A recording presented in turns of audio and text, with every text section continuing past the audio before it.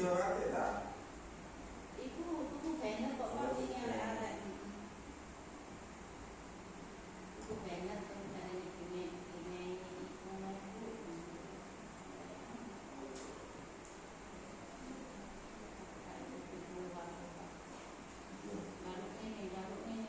Soalnya wis sing didelok iku contoh iku wis rata-rata murah.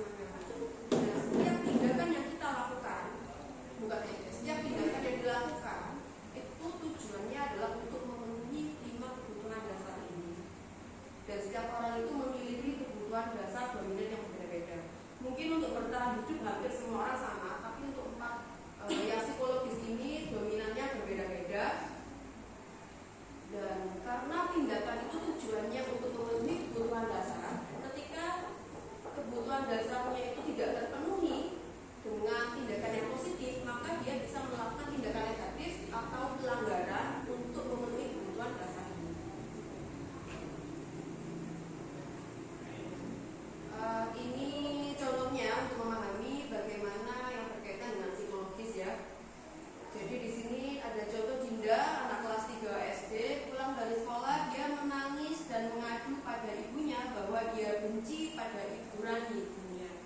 Yang saya cetak tebal di situ berarti kan Dinda ini melakukan hal negatifnya ini bukan berupa pelanggaran, tapi berupa menangis dan mengadu ke ibu bahwa dia membenci ibunya.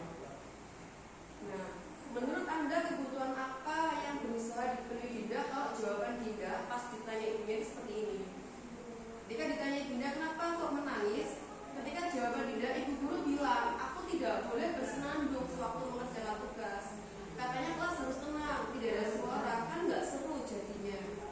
Nah, berarti di sini kebutuhan Dinda saat itu adalah kebutuhan akan kesenangan. Dia ini ingin menyanyi tapi tidak diizinkan oleh gurunya karena mengganggu yang lain. Tapi ketika jawaban Dinda, ibu guru tidak punya aku hari ini, padahal aku pakai jepit rambut baru. Berarti dia butuh perhatian. Maka saat itu kebutuhan dominannya adalah kasih sayang dan rasa ini diterima. Kemudian jika jawabannya adalah aku bosan, masa belajarnya cuma gitu-gitu saja, dengerin ibu guru saja. Berarti ini kan dia bosan, maka dia ini butuh kebebasan. Nah yang terakhir adalah aku sebel, gambarku tidak rapi. Berarti kan kemampuannya memang hanya sampai ke situ. Tapi malah ibu guru nunjukin ke teman-temanku di depan kelas. Jadinya teman-temannya semua yang tahu kalau dia ini tidak mampu di bidang menggambar. Jadi dia butuh kebutuhan akan penguasaan.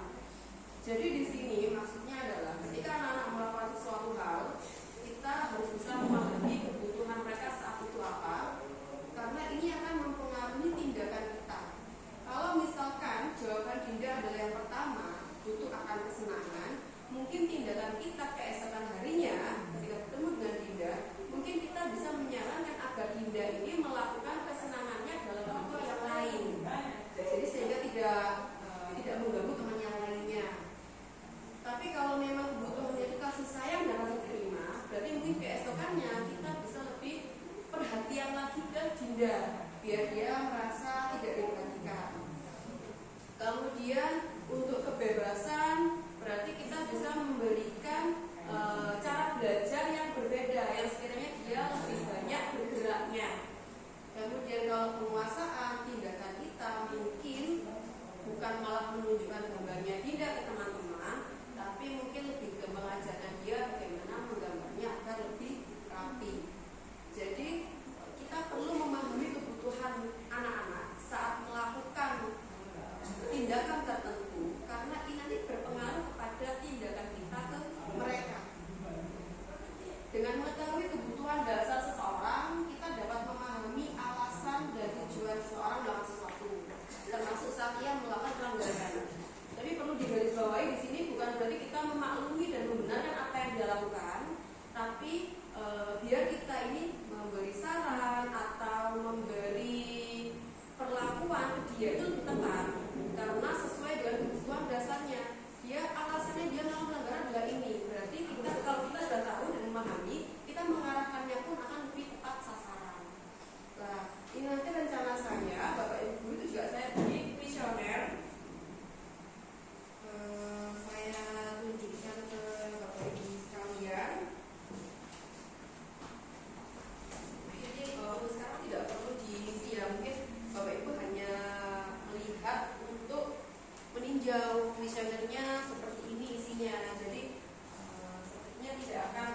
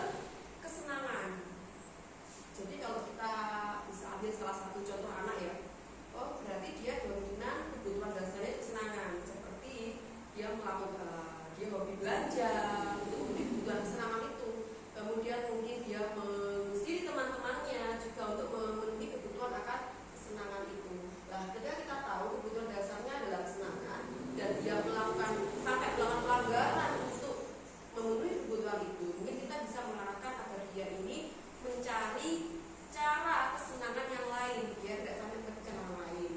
Dan hal ini visual ini juga saya coba mengisi untuk diri saya sendiri. Dan untuk diri saya yang paling dominan itu adalah yang pertama, kasih sayang dan diterima. Jadi kalau ketika saya berefleksi, oh iya ya, ketika sama teman atau sama keluarga, kadang saya ini kalau merasa kurang diperhatikan, saya menjadi melakukan hal negatif agar diperhatikan seperti marah atau mengambek. Jadi hal-hal negatif itu kita lakukan biar apa? Saya lakukan biar kebutuhan saya akan kasih sayang, perhatian itu terpenuhi karena kebutuhan saya dominannya di situ. Jadi ketika kita bisa memahami kebutuhan orang lain dan kebutuhan diri kita sendiri, kita bisa memahami oh memang dominannya di situ dan ini adalah manusiawi. Mungkin kita bisa memahami apa yang dilakukan anak-anak ini adalah untuk memenuhi kebutuhannya. Jadi kalau bisa kita mengarahkan agar mereka itu memenuhi dengan cara yang lebih baik. Untuk isi kuesionernya bagaimana Bapak Ibu? Apakah ada yang perlu diubah?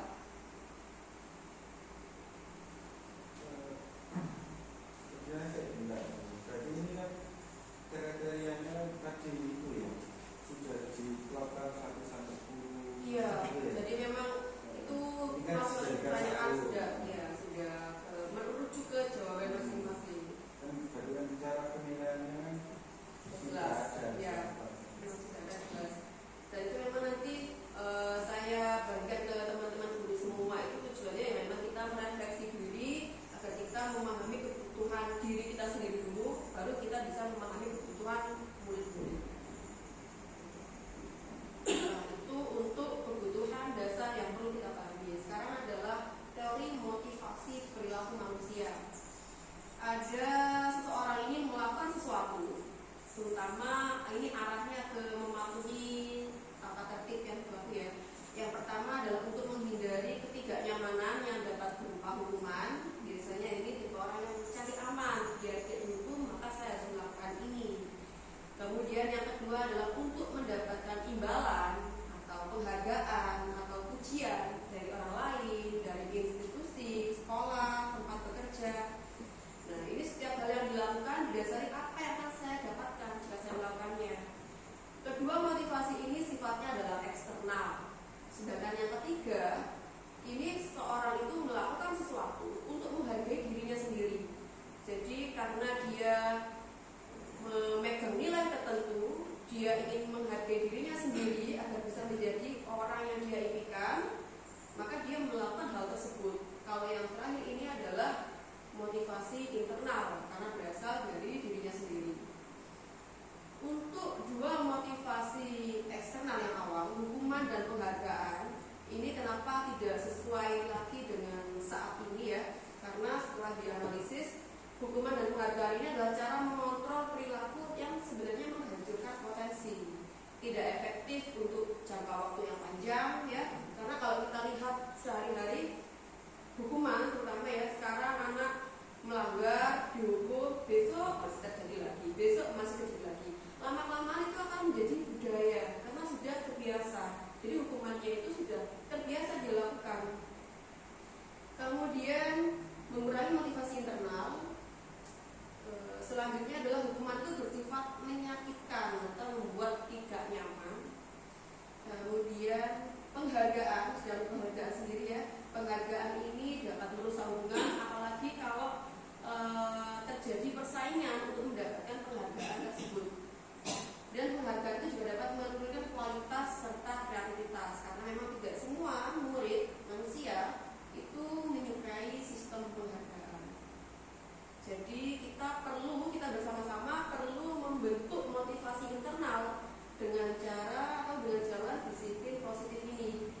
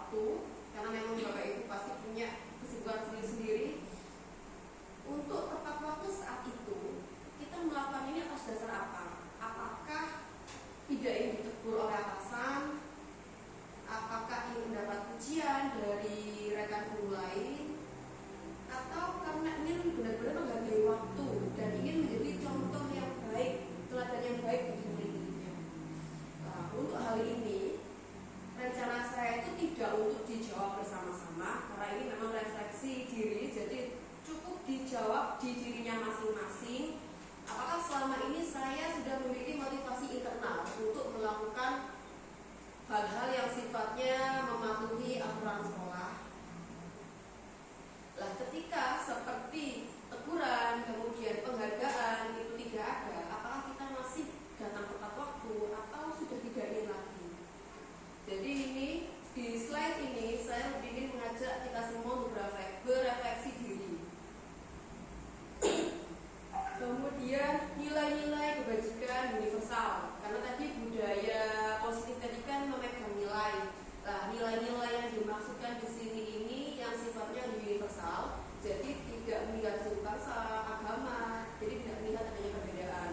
Hal ini saya rasa sesuai dengan kondisi murid kita yang beragam ya, ada perbedaan agama, perbedaan suku, dan untuk nilai-nilai ini ada beberapa contoh, jadi tidak hanya 3 ini.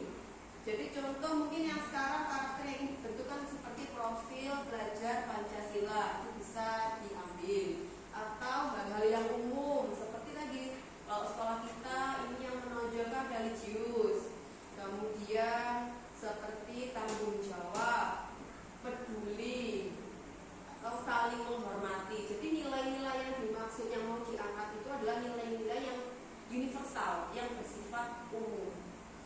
Dan itu bukan berarti kita harus memenuhi semua, tidak. Kita pilih yang paling menonjol di sekolah kita, yang bisa membedakan sekolah kita dengan sekolah lain. Kemudian setelah kita memilih nilai-nilai itu, kita membentuk keyakinan kelas. Jadi saya ingin menyarankan terutama nanti ke Bapak Ibu yang menjadi wali kelas di tahun depan, ataupun meskipun tidak menjadi wali kelas, bisa guru mapel itu membuat keyakinan kelas sendiri-sendiri setiap kali di awal tahun ajaran. Nah, keyakinan kelas ini bentuknya agak berbeda dengan peraturan kelas ya, karena ini lebih abstrak dan berisi pernyataan yang universal. Jadi kalau tata tertib kan biasanya jelas, siswa datang pukul sekian, tidak boleh membawa apa, kan? Tapi ini lebih abstrak. Kemudian bentuk kalimatnya juga kita pilih kalimat yang positif semua, mudah diingat, dihafalkan, dipahami, dan juga mudah diterapkan tentunya. Dan yang paling penting adalah hasil kesepakatan bersama. Jadi karena memang fungsinya yang membedakan antara keyakinan dengan peraturan tata tertib sekolah itu adalah kesepakatan bersama antara guru dengan murid. Sebelumnya harus sepakati mana yang bisa dilakukan dan mana yang tidak bisa. Dan bila terjadi pelanggaran, maka kita memiliki 2 pilihan. Yang pertama adalah konsekuensi, yang kedua adalah restitusi. Nah, ini contoh keyakinan, bentuk dari keyakinan sekolah dan keyakinan kelas. Jadi kita bisa melihat, dapat dilihat di situ ya. Jadi nilai mana yang mau diangkat di sekolah ini, di kelas ini. Seperti contohnya di situ ada disiplin, religius. Nah, nilai-nilai itu breakdown-nya, nah, yang nampak, yang terlihat itu dengan cara kita melakukan apa saja bisa dijabarkan di sampingnya. Jadi memang penjabaran itu tetap perlu dilakukan, tapi tidak yang mencakup semua hal yang sekiranya benar-benar kita sepakati dan bisa dikerjakan oleh semua orang. Nah, ini contoh keyakinan sekolah dan keyakinan kelas dibuat dan ditempelkan di lingkungan kelas, di lingkungan sekolah,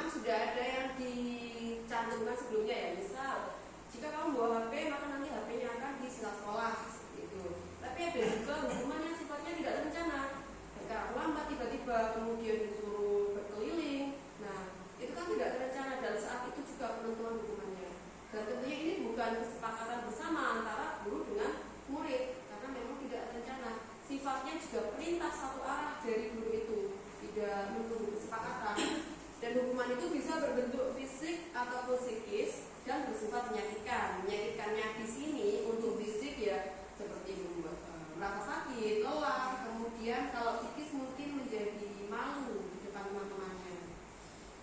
Untuk membedakan agar teman-teman bisa, ibu guru bisa membedakan antara hukuman dan konsekuensi, nanti saya beri contoh seperti ini. Nah, ini nanti kita akan menjawab bersama. Contoh kayak mencatat 100 kali saya tidak akan terlambat karena dia terlambat ke sekolah. Nah, nanti saya akan tanyakan ke Bapak Ibu guru, apakah ini termasuk hukuman atau termasuk konsekuensi. Lari mengelilingi lapangan basket karena terlambat hadir di sekolah. Ini kita bisa membedakan ya. Yang ini lari mengelilingi lapangan karena terlambat hadir di sekolah, sama yang ini lari mengelilingi lapangan juga terlambat juga, tapi ini karena terlambat pelajaran PJOK. Dua hal ini sama kan, sama-sama lari, tapi bedanya adalah yang pertama itu kan dia terlambat datang ke sekolah, tapi yang kedua ini terlambat datang ke pelajaran PJOK. Yang pertama ini bisa dikatakan termasuk hukuman karena bukan solusi atas apa yang sudah dia lakukan. Sedangkan untuk PJOK bisa jadi ya, karena dia terlambat 10 menit, maka dia tertinggal pemanasan. Nah, lari itu bisa menggantikan kegiatan pemanasan anak yang terlambat itu. Kemudian yang membersihkan coretan yang dibuat di meja tulis. Ini tentu adalah konsekuensi. Karena dia sudah membuat coretan, maka dia bertanggung jawab untuk membersihkan coretan tersebut. Untuk murid diminta push up 15 kali karena tidak menggunakan masker ke sekolah, maka ini bisa jadi termasuk hukuman. Iya, betul kita. Jadi masuk hukuman karena push up 15 kali itu pun tidak akan menyelesaikan masalah dia tidak menggunakan masker ke sekolah. Jadi konsekuensi ini sesuatu yang harus dilakukan murid, lebih fokus ke masalah apa yang sudah dia langgar. Jadi ini saya buat beberapa contoh ini maksudnya adalah agar kita bersama sama-sama bisa membedakan manakah itu hukuman, manakah itu konsekuensi yang harus kita pilih ketika kita menerapkan disiplin positif.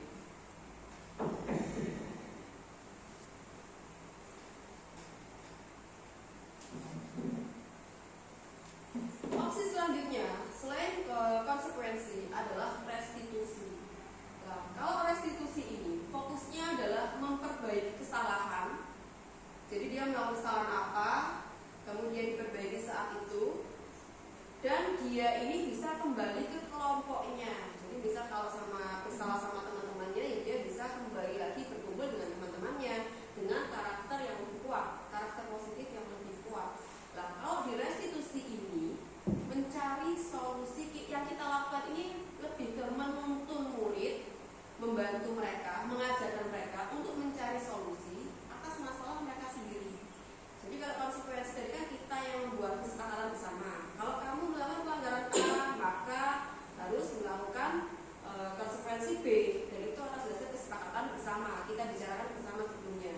Tapi kalau restitusi ini tidak ditentukan, tapi yang dilakukan guru adalah menuntun murid untuk mencari solusi untuk menyelesaikan masalahnya itu.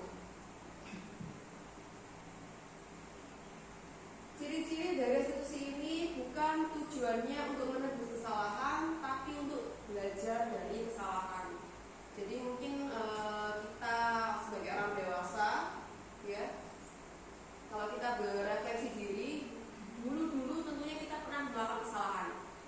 Dari kesalahan itu akhirnya kita belajar sehingga terbentuk diri kita yang baru dengan karakter baru. Nah, harapannya di restitusi ini ketika murid itu melakukan kesalahan, maka dia juga akan belajar dan menemukan karakter yang baru dan lebih positif. Kemudian restitusi ini bersifat tawaran bukan paksaan. Kalau konsekuensi tadi kan lebih memaksa juga kan ya. Kalau melakukan pelanggaran A berarti harus melakukan B, pasti B. Tapi kalau restitusi ini kita tawarkan apa yang bisa kamu lakukan untuk menebus kesalahanmu, seperti itu. Kalau anak didik kita ini ketika kita tanyakan kamu bisa melakukan apa untuk menebus kesalahanmu, untuk memperbaiki kesalahanmu, terus kemudian mereka kok masih kebingungan cara berpikirnya, maka kita pilihan, memberi beberapa pilihan. Contoh, misalnya ketika mereka terlambat, kita bisa memberi pilihan, apakah kamu bersedia mengorbankan jam istirahatmu untuk mengejar ketertinggalan pelajaran, atau jam pulang sekolahmu. Jadi masih ketika dia tidak bisa menyelesaikan masalahnya sendiri, kita menuntun mereka dengan memberi beberapa pilihan yang sekiranya itu membantu mereka untuk memutuskan. Kemudian restitusi ini menuntun mereka melihat ke dalam diri untuk mengevaluasi. Kemudian juga mencari kebutuhan dasar apa yang mendasari tindakan ini, apa yang belum terpenuhi. Kemudian fokusnya pada menguatkan karakter dan tentunya pada solusi dari masalah yang mereka timbulkan. Nah, ada 3 tahapan di restitusi ini yang dikenal dengan nama segitiga restitusi. Sebelum kita mengenal teori ini, mungkin Bapak Ibu guru sebelumnya juga sudah pernah menerapkannya. Hanya saja belum tahu istilahnya atau memang tidak harus urut seperti ini. Kalau saya pribadi sebelum belajar segitiga restitusi, yang sudah pernah saya lakukan itu adalah sampai di menstabilkan identitas dan validasi tindakan yang salah. Jadi saya belum sampai pada menanyakan keyakinan dan menguatkan keyakinannya. Nah, untuk 3 tahapan ini, untuk lebih mudahnya saya beri contoh. Jadi menstabilkan identitas, ketika anak melakukan pelanggaran, kita stabilkan dulu identitasnya. Karena ketika dia melakukan pelanggaran, bisa jadi dia itu masih dalam keadaan emosi. Dan emosi, rasa sedih, emosi tentunya tidak bisa berpikir secara rasional. Kita mau menasihati seperti apa, kalau dia dalam keadaan emosi tidak akan masuk ke dia. Dan selain itu juga, karena dia berbuat salah ya, stabilkan identitas ini tujuannya adalah membuat anak yang gagal itu menjadi positif terhadap dirinya. Jadi dia tidak menuju ke identitas gagal. Jadi ini bisa kita lakukan dengan cara berkata berbuat salah itu hal yang manusiawi seperti itu. Jadi tidak apa-apa berbuat salah, tapi ada tapinya kan ya. Jadi kita memaklumi mereka, tapi berikutnya solusinya bagaimana? Jadi ini kita jangan sampai kamu menyalahkan dirimu sendiri terus menerus ya. Jadi kalau mereka malah menyalahkan dirinya, nanti malah tidak selesai masalahnya. Jadi tahap pertama kita stabilkan dulu identitasnya, kita redam dulu emosinya, rasa sedihnya. Kemudian yang kedua adalah validasi tindakan yang salah. Nah, setelah dia sudah terkontrol, baru kita bisa menunjukkan ini yang salah tadi yang mana saja. Sembari kita juga mencari kebutuhan dasar apa yang tidak terpenuhi sampai dia bisa melakukan pelanggaran tersebut. Alasannya apa kok dia bisa melakukan tindakan itu? Nah, di sini kita bisa mengutarakan kata-kata seperti ini ya. Seperti ini, kamu boleh tetap berusaha menjaga sikap itu, tapi tambahkan sikap lain yang baru, yang lebih baik, yang lebih positif. Kamu pasti punya alasan untuk melakukan hal tersebut, tapi sebaiknya tindakannya yang dilakukan ditambahkan dengan tindakan yang lebih baik. Atau kamu boleh wajar loh bernyanyi ketika sedang pelajaran karena merasa bosan, tapi kesenangan karena kamu mungkin bosan, butuh hal yang menyenangkan, tapi kamu bisa loh memenuhi kebutuhan kesenangan itu tanpa harus mengganggu orang lain. Jadi ini kita validkan kalau yang dilakukan itu salah tanpa menjudge mereka. Kemudian yang terakhir adalah menanyakan keyakinan. Ketika mereka sudah sadar kalau yang mereka lakukan salah, kita hubungkan dengan nilai-nilai yang diyakini, yang kita bentuk, yang kita sepakati menjadi keyakinan kelas dan keyakinan sekolah. Jadi yang sudah kamu percaya, nilai-nilai yang kamu langgar tadi apa? Yang tidak sesuai sama kesepakatan kita di kelas sama di sekolah apa? Ketika dia sudah kembali mengingat nilai yang sudah dipercaya itu, oh berarti saya sudah melakukan hal-hal yang tidak sesuai dengan nilai yang saya percaya. Seharusnya saya di situ kita berusaha mengembalikan dia kembali ke keyakinannya untuk menjadi orang seperti apa yang dia inginkan. Jadi 3 tahapan itu tidak harus urut 1, 2, 3. Karena ketika ketemu masalah kan dia lebih fleksibel, bisa di otak-atik ya. Jadi terserah urutannya. Tapi yang jelas menstabilkan identitas itu harus dilakukan di awal, karena tetap lagi ketika dalam keadaan emosi, seseorang itu tidak akan mendengar nasihat kita. Nah, kemudian selanjutnya ada 5 posisi kontrol guru. Ada 5 posisi kontrol kita terhadap murid kita sebagai penghukum, pembuat merasa bersalah, teman, pemantau, dan manajer. Dari 5 ini, untuk agar lebih mudah dipahami, saya beri contoh satu kasus yang sama, yaitu Adi datang terlambat ke sekolah. Guru sebagai penghukum maka akan menyikapi dengan ada suara tinggi, kemudian bahasa tubuh ya, kita bisa menggambarkan lah orang yang marah seperti apa. Terlambat lagi, pasti terlambat lagi, selalu datang terlambat. Kapan kamu bisa datang tepat waktu? Jadi lebih emosi, kemudian lebih ke memarahi Adi. Selanjutnya kemudian dilanjutkan dengan menghukum Adi itu entah lari atau apa. Nah, ketika kita sebagai guru, kemudian kita sebagai Adi, misal kita di posisi Adi, kemudian perasaan kita ketika orang lain memperlakukan kita seperti itu, bagaimana kita rasakan? Tentu bukan kesadaran yang kita dapatkan, tapi yang ada adalah di dalam diri Adi itu menjadi marah, mendendam, atau bersikap agresif. Mungkin dia marahnya tidak ditunjukkan saat itu, tapi bisa jadi ditunjukkan nanti kalau sudah pulang sekolah, dia melakukan hal-hal yang bisa menyakiti guru ini. Kemudian membuat rasa bersalah. Untuk membuat rasa bersalah ini memang nadanya lebih halus, tapi yang dia katakan itu adalah justru membuat anak merasa bersalah. Adi, kamu ini bagaimana ya? Kamu sudah berjanji dengan ibu tidak akan terlambat lagi. Kamu kenapa ya senang sekali mengecewakan ibu? Ibu benar-benar kecewa sekali. Di sini, dari kalimat ini, tentunya guru ini membuat Adi nanti menjadi merasa bersalah. Karena telah mengecewakan guru itu. Dia menjadi merasa gagal, tidak sanggup membahagiakan orang lain, emosinya menjadi tertanam dan terpendam rapat. Kalau satu kali mungkin hanya satu emosi yang tertanam, tapi kalau kita membayangkan berulang-ulang, yang terjadi ini malah bisa jadi suatu saat Adi ini jadi meledak.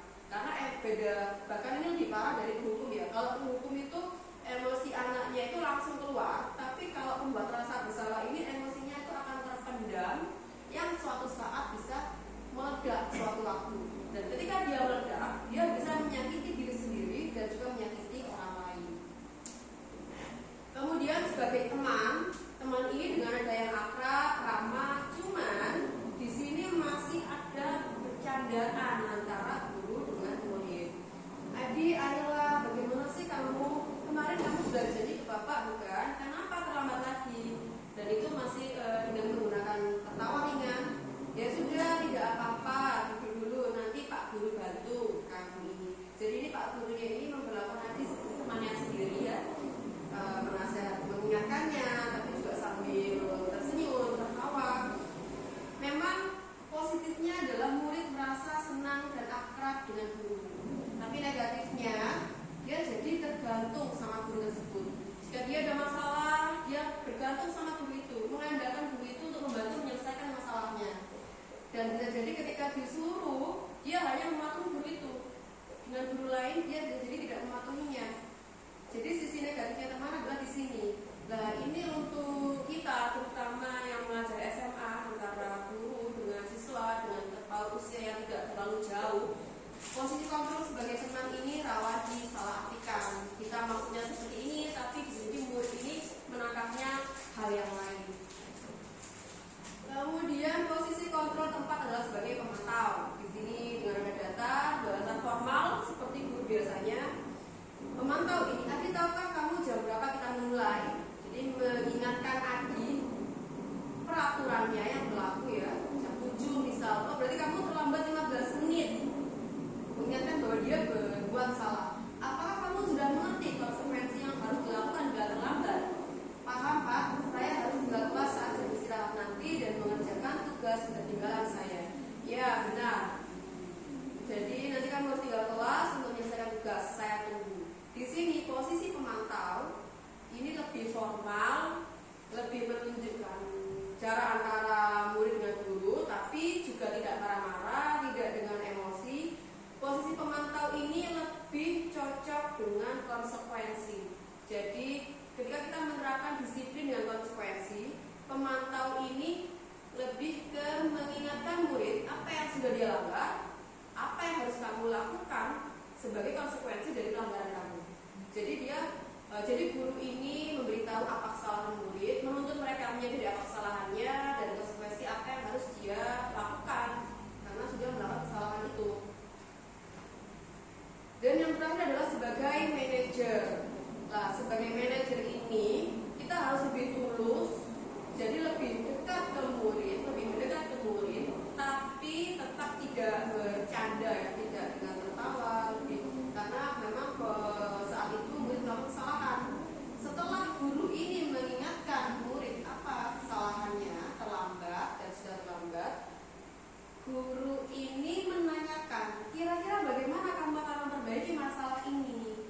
Nah, nanti murid yang terlambat itu akan menawarkan apa saja yang bisa dia lakukan untuk mengganti kesalahan atau untuk menyelesaikan masalah yang sudah dia buat. Di sini Adi sendiri yang menawarkan. Saya bisa menanyakan teman saya, Pak, untuk mengejar tugas yang tertinggal. Kemudian guru ini juga fokus ke apakah besok kesalahannya akan terulang lagi. Tidak, Pak, saya bisa hadir tepat waktu. Baik, saya hargai selalu memperbaiki diri. Dari 5 posisi kontrol ini diharapkan minimal kita bisa bersikap sebagai pemantau. Kalau memang manajer itu masih terlalu sulit, jadi kita dengan sebagai pemantau, ketika ada peraturan apa yang harus dilakukan, kemudian kalau melanggar kita ingatkan pelanggarannya apa, konsekuensi yang dilakukan apa. Nah, selain itu kita juga diharapkan bisa terus belajar di posisi manajer ini. Kita pelan-pelan membimbing anak bagaimana dia menyelesaikan masalah itu sendiri. Kemudian bagaimana dia strategi dia agar tidak mengulang lagi. Karena hal ini tentunya bermanfaat ke anak-anak ketika mereka nanti terjun ke masyarakat. Kita bantu mereka bagaimana cara mereka menyelesaikan masalah sendiri, bagaimana mereka memiliki strategi agar kesalahan yang dilakukan itu tidak terulang. Karena kalau kita kayak di sebelum-sebelumnya, kayak di posisi kontrol sebagai pemantau, itu tentunya kan terikat pada konsekuensi. Sedangkan di masyarakat itu kan konsekuensi yang terjadi ini bukan seringan di sekolah tentunya kan ya. Hukuman yang ada di masyarakat ini lebih keras. Jadi jangan sampai mereka ini tunggu dihukum masyarakat dulu. Kita mengajarkan bagaimana mereka ini bersikap dengan pemikiran bisa menyelesaikan masalah yang mereka timbulkan. Nah, nantinya Bapak Ibu Guru juga saya ajak untuk memahami materi ini ya, bagaimana memahami posisi kontrol diri dengan kalimat-kalimat ini. Siapakah yang mengatakan saya kecewa sekali dengan kamu? Berarti ini nanti jawabannya adalah ini biasanya seorang penghukum. Kemudian ayolah lakukan demi saya ya. Berarti ini sebagai teman. Kemudian bagaimana kamu bisa menyelesaikan masalah ini? Ya, kembali ke murid. Berarti di sini sebagai manajer. Nah, bagaimana contoh menerapkan di sini? Ini saya beri contoh. Ini saya dan anak-anak kelas 10. Kami melakukan praktek segitiga restitusi. Bagaimana melakukan segitiga restitusi itu seperti apa? Kemudian nanti kalau kita posisinya mengambil sebagai manajer, apa yang harus kita lakukan? Itu saya buat video ini tujuannya itu biar lebih mudah dibayangkan oleh Bapak Ibu. Nanti melakukannya seperti apa, biar lebih luas. Kalau hanya mendengarkan penjelasan kan saja mungkin membayangkannya agak susah.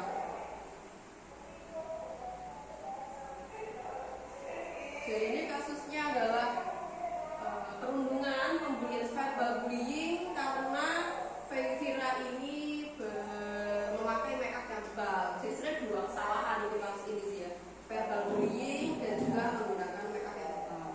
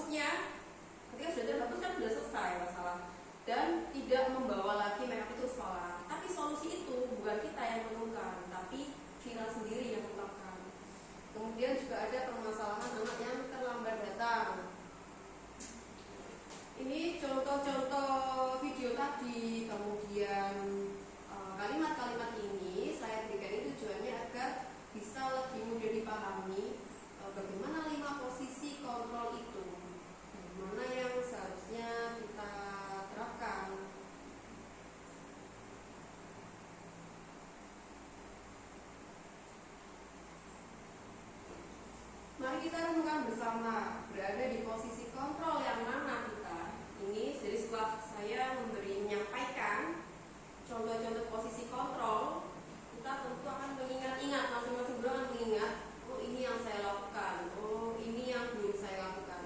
Kita ini berada di posisi kontrol yang mana? Kalau saya sendiri, saya akui sebelum saya tahu ini, saya ini lebih berada di pembuat rasa bersalah dan juga sebagai teman. Saya kira sebagai teman itu adalah sudah cara yang efektif. Tapi dulu tuh seringkali ketika saya memposisikan sebagai teman, ya karena memang usia yang terlihat tidak terlalu jauh, padahal jauh ya, itu mereka menjadi ketergantungan, kemudian sifatnya juga berbeda, dan itu berarti tidak kurang efektif. Kemudian kita tanyakan ke diri kita sendiri, apakah sama posisi kontrol kita saat menghadapi anak sendiri dan saat menghadapi murid? Kan dua-duanya ini sama-sama anak yang menjadi tanggung jawab kita, tanggung jawab sebagai orang tua dan juga tanggung jawab sebagai guru. Bisa jadi ketika di sekolah kita ini menjadi seorang penghukum, tapi ketika di rumah berbeda lagi. Apakah salah ketika kita menjadi sebagai penghukum? Tidak. Ini akan proses belajar. Di proses belajar itu tidak ada yang salah. Jadi sampai sekarang pun apakah saya juga sudah bisa menjabat sebagai manajer? Juga tidak. Tapi yang lebih penting adalah bagaimana kita sama-sama belajar, mengevaluasi diri, sama-sama belajar bagaimana kita pelan-pelan menerapkan, memposisikan diri kita sebagai pemantau dan juga manajer. Tujuannya dengan tujuan baik itu, dengan tujuan agar murid kita ini lebih dewasa, lebih matang mengelola emosinya, mengelola masalahnya. Nah, setelah itu nanti akan saya beri studi kasus. Jadi ini nanti Bapak Ibu guru nanti itu saya bagi menjadi beberapa kelompok. Kemudian saya beri studi kasus seperti ini Bapak Ibu. Di kasus 1 itu guru pengganti yang tidak dihargai dengan anak-anak. Jadi anak-anaknya seperti bercanda ketika diajar guru pengganti. Kasus kedua itu adalah terlambat dan salah mengenakan seragam. Kemudian kasus ketiga ini tidur-tiduran saat pembelajaran. Kemudian kasus yang keempat ini adalah berantem di sekolah. Ini adalah kasus-kasus yang sering kali terjadi di sekolah manapun. Nah, dari berbagai kasus itu nanti pertanyaan analisisnya adalah lebih kita menganalisis posisi kontrol apa yang diambil guru saat mendisiplinkan murid saat itu. Kemudian apakah dia sudah menerapkan restitusi, apakah belum? Kalau sudah menerapkan, bagian-bagian mana yang terlihat?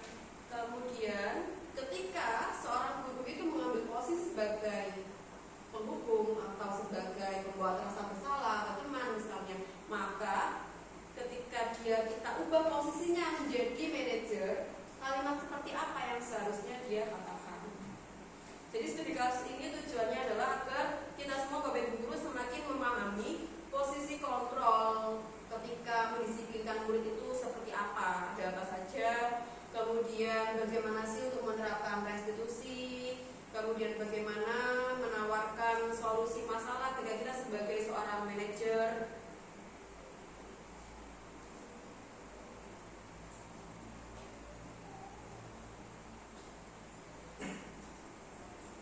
Nah,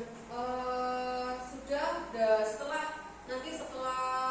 menyelesaikan studi kasus masing-masing, tentunya nanti diikuti dengan kayak presentasi dan sebagainya dan berdiskusi bersama.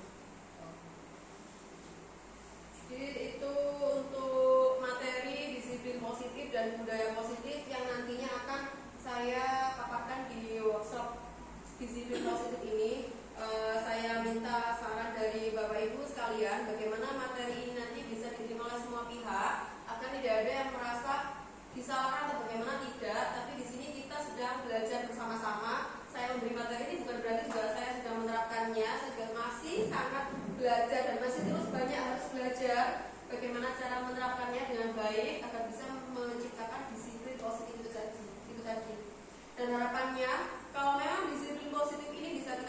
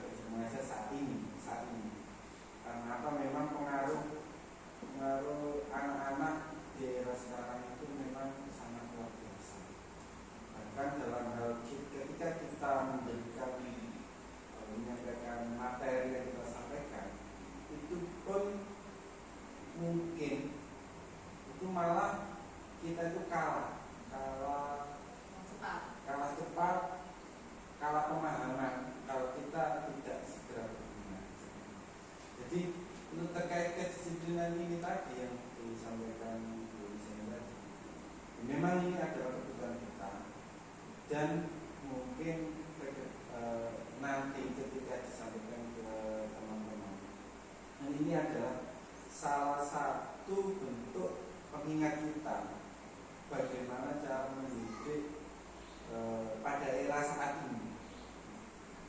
Kalau yang tadi kan ada apa yang tadi ada penghukum ya. Nah, kalau penghukum itu kalau zaman dulu itu memang masih bisa diterima efektif. Kita masih sekolah gitu ya.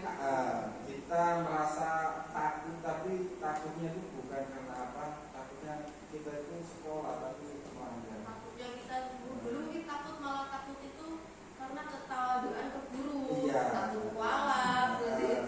Kalau sekarang kan ada. Kemudian setelah penghukum lagi ada pembuatan rasa bersalah. Kalau pembuatan rasa bersalah memang sesuai paparannya bisa tadi, memang sesuai kenyataan itu memang basically saya kira itu yang terjadi. Bahkan sampai teman, sampai pemantau, dan goalnya tadi yang manajer. Menurut saya yang manajer itu adalah puncak dari keberhasilan mungkin. Menurut saya. Cuma nanti ketika bisa menyampaikan, saya titip juga menyampaikan, itu semuanya sebenarnya sudah baik, asalkan itu bisa dilaksanakan secara rutin. Dalam rutin melihat kondisi lingkungan kita juga, itu tidak hanya cukup 1 kali, 10 kali, bahkan berpuluh-puluh kali itu. Nah, itu pasti sering mengulang. Jadi mungkin saya sering bilang program guru sekarang itu saya yakin sangat bagus banget. Berkendala pada apa mungkin kita tidak bisa seistiqomah seperti guru pada zaman dulu. Kalau menurut saya sih seperti itu. Karena apa, mungkin godaan sekarang itu lebih banyak.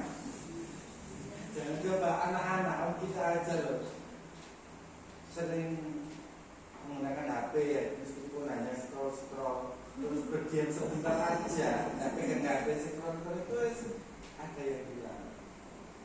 Jadi mungkin titip itu untuk nanti ketika workshop dilaksanakan untuk menekankan bahwasanya bukan kok kita di step masih penghukum itu salah, enggak. Nanti kan kita jalan. Setiap orang kan pasti. Sedikit saya bercerita sedikit.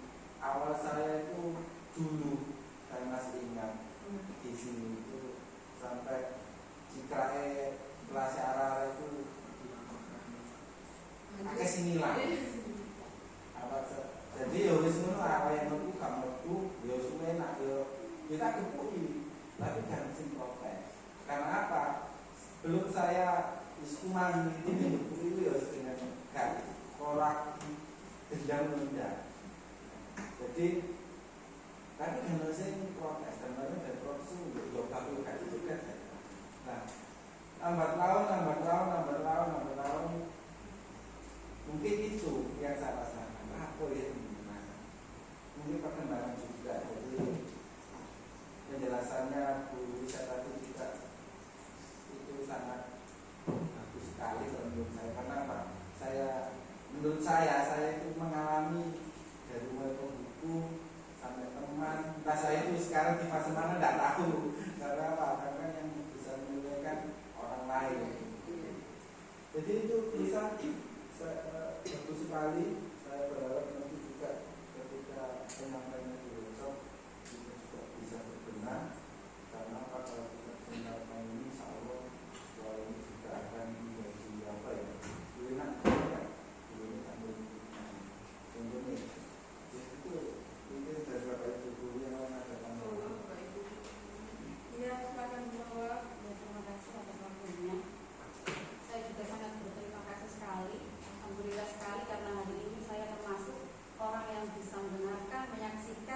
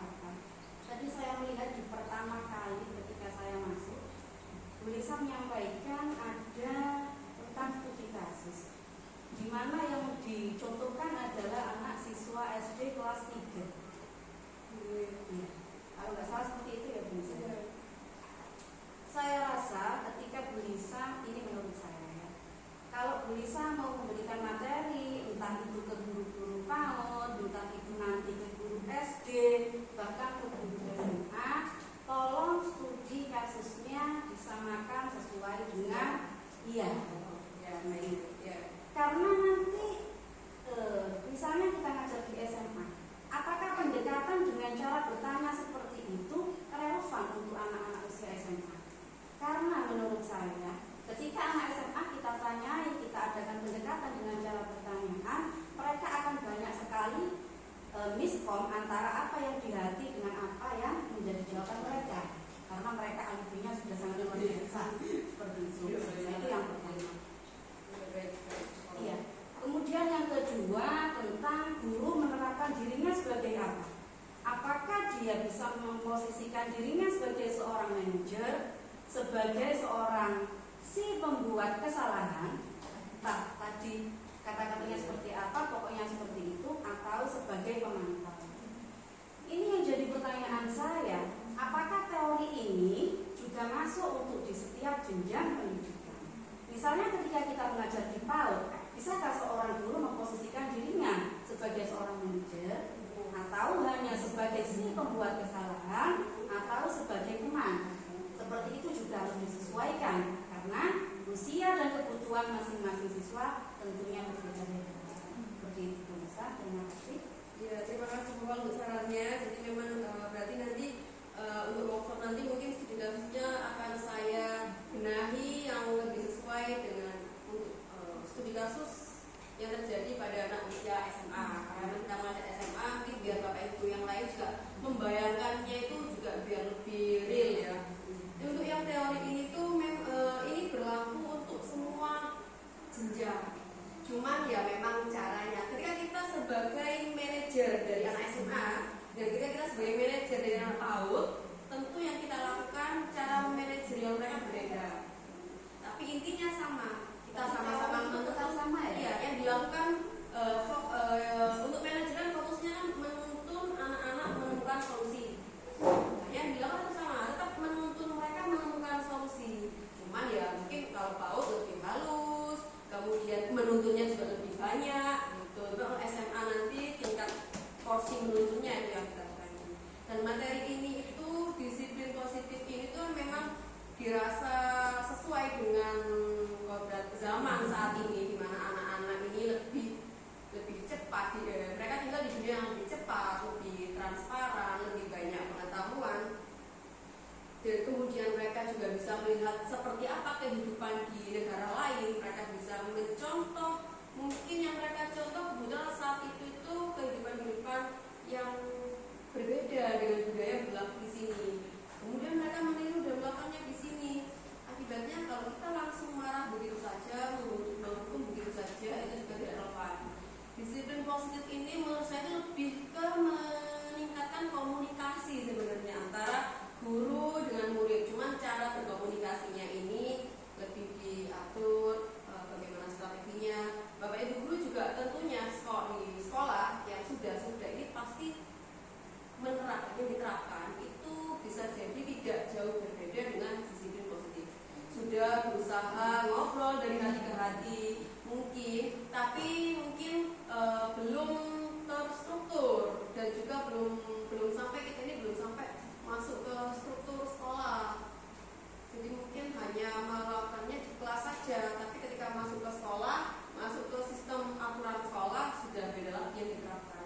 Jadi Pak Rani, mungkin harapannya ketika kita ingin membangun budaya positif, berarti untuk disiplin positifnya ini mungkin kita juga bisa masukkan ke struktur sekolah itu, biar penerapannya itu lebih terstruktur.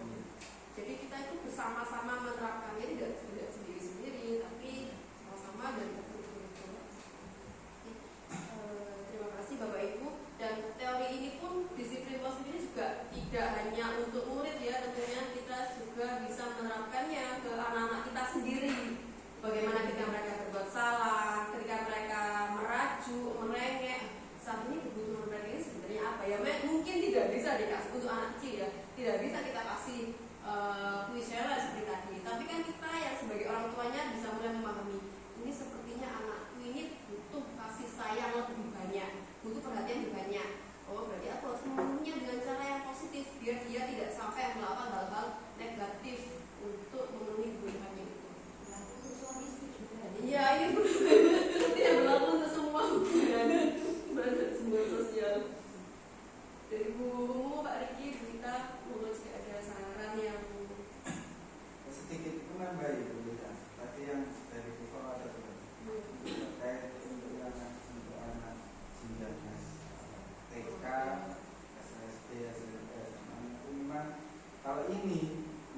melihat real ya. Iya. Berarti memang kebetulan juga istri saya juga mungkin guru TK.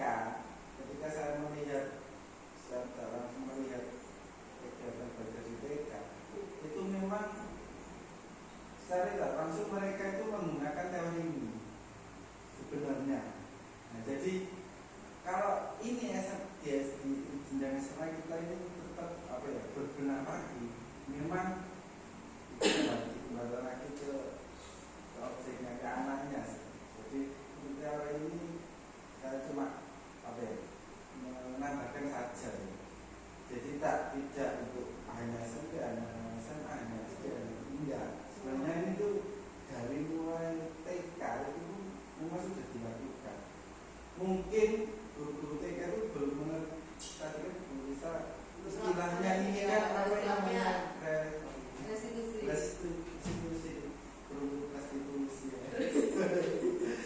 mungkin ini mungkin itu. Jadi saya mungkin hanya menambahkan kalau ini tuh tidak hanya SMP saja, bahkan kan kita sendiri mungkin cara menyikapinya berbeda, lebih halus atau lebih apa. Bahkan ketika kita jarang ketemu anak kecil, terus kita ketemu dengan guru TK itu pasti guru TK egois cuma padahal kan salah satu maksudnya ya cuma dari restitusi caranya sendiri. Prostitusi. iya, jadi itu sih bisa untuk menambahkan itu saja biar ya apa ya, bisa nanti ya berpikir harus proses pengajian.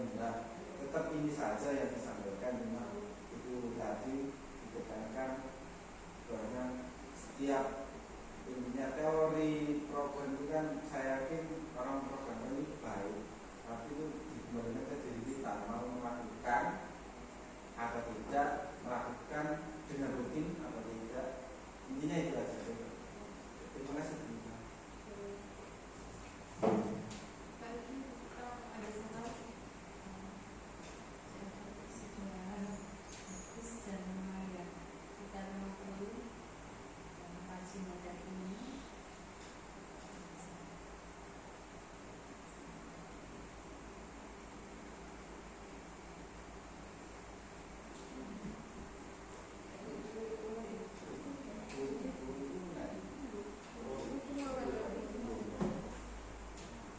Untuk cara isi materi dan cara menyampaikan, apakah ada yang perlu dikoreksi lagi? Karena saya itu kadang khawatirnya saya adalah ketika saya menyampaikan ini dan bukan orang ya, dan nanti ada kesan yang wah kayak sudah benar sendiri ya, seperti itu.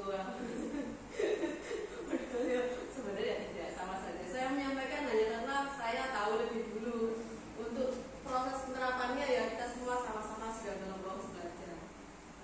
Kalau menurut saya dalam penyampaiannya sih wajar itu, cuma kan mungkin nanti berusaha ditambahi, kita belajar bersama-sama. Ini toh tadi kan bisa sudah memberikan dasar bahwasanya saya juga belum melakukan ini dengan baik, tapi mari kita belajar bersama-sama. Toh materi ini juga, ini materinya ini buat sendiri atau sudah ada nanti sudah ada, maksudnya sama ini oleh materi ini, aku membuat teori sendiri. Makanya Ilmuwan bukan makanya kan nanti kan itu juga bisa dijadikan pijakan juga supaya lawan yang kita bicara itu tidak seakan-akan lebih ya untuk menekankan itu saja. Jadi memang sudah ada, sudah diuji. Bukan saya yang menemukan. Saya kadang kan gini, kita kan dituntut untuk menyampaikan materi kayak disiplin positif. Kalau kita tidak ada materi kan itu kebiasaan saya sih. Dan di Google disiplin positif itu apa? Dan dari berbagai sumber. Kalau kita anggap itu pantas, kita ambil, kita jadi biasa. Mungkin gitu kan kan nggak tahu. Tapi kalau sudah matang kali ini nanti kamu sampaikan ini kan beda lagi, itu sudah benar-benar teruji. Kalau yang sistem saya tadi kan saya udah yakin, tapi sama-sama itu dari sing gawe kemana di makna ini, makna mereka sesuai dengan keadaannya. Itu bisa kalau dari saya